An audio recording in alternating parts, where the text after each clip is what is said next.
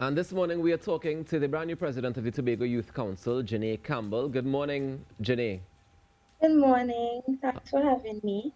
Not a problem. Thank you so much for being here. Tell me, what are your expectations in Budget 2021? All right. Good day. Good morning, everyone. Um, for the past 5 years, we have been hearing talks about diversification of the economy. So I know that the People's National Movement, in their manifesto, would have made provisions, especially in the energy sector. So as this budget is upcoming, I hope to see some efforts being made to diversify the economy, especially in regards to new forms of energy, such as solar energy. I know for a fact that that was mentioned in the manifesto, and I do expect to see provisions for that as well. Additionally, in the health sector, COVID is still relevant, Right. and I think that in the budget we should expect some increases in the allocation in the health sector. And not only as it relates to COVID-19, we do need improved services in our healthcare sector, especially as it relates to new machinery and the services that are provided at hospitals, health centers, and of course, COVID. Um, I also expect some major allocations in national security because crime is still relevant. And it's kind of ironical considering that we are in a pandemic, yet still there are still crimes occurring and the crime rate is still proliferating. So I think that emphasis definitely needs to be placed in national security. Yeah, so basically. Now, Janae, all these seem to be very, these are the usual things that we look forward to in the budget, and, they seem very big ticket. But is there any aspect of the youth in particular that you think should receive focus?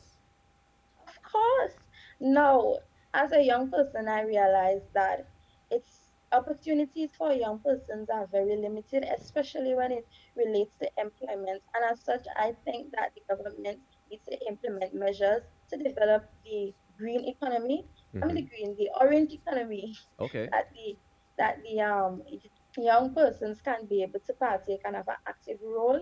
There are many creative industries that probably need a little bit more assistance and funding, and these industries can give this country a boost, especially when it relates to entertainment and especially software, because you have a lot of persons that have degrees and expertise in many different areas. The opportunities are rare and limited, right? And when it comes to young persons, I think that we need to place more emphasis on limiting the brain drain. Because as a young person, I realized that the opportunities for us, especially in employment, are just limited to cliche jobs such as, okay, everybody might want to be a doctor, lawyer, policeman, fire officer. But when it comes to the real creative industries, there aren't much opportunities. And if you stand the chance of going into these areas, you might face challenges when it comes to employment. And so migration plays an integral factor. As you spoke a lot about COVID-19 just now and the pandemic happening, and I think that that definitely affected the orange economy that you're talking about. So how do we prepare to go forward? I mean, the Prime Minister announced earlier this week that there would be no Carnival 2021, and that's a big part of our orange economy here in Trinidad and Tobago because the creative sector comes alive more than usual at that time, and more than just the creative sector, but it has ripple effect on many other sectors as well. How do you expect the budget to prepare for such fallout? All right, in everything there should be diversity. The orange economy is just be limited to just carnival, and I think we, as a country, we tend to limit. The orange economy makes provisions for marketing. You have crafts, you have fashion. These are things that can still be relevant, and we can invest in these things. Literature is also part of the orange economy. So when you speak about literature, it's not only books, it's music. And you see there's this whole Trinidad dynamic now. I don't know if that's the image we want to portray, but at the end of the day, that we can invest in our own creative industry. So we shouldn't let COVID-19 limit us, right? Obviously, if Carnival seems like a dead end, there are other avenues that are possible for us to explore. All right. It sounds fantastic. So tell me about as you're the incoming president now. Tell me about your vision for the Tobago Youth Council going forward. All right. Well, I would like to make the Tobago Youth Council one of the main advocates for Tobago development, especially as it relates to youth work. I want us to have a more active role in decision making. I want to have a very healthy relationship with the various ministries and divisions so that they can consult and get the youth perspective on their policies, because most times decisions are made and it's left to wonder who would benefit from these policies. The youth are our future, and in everything should always consider them before we make a decision.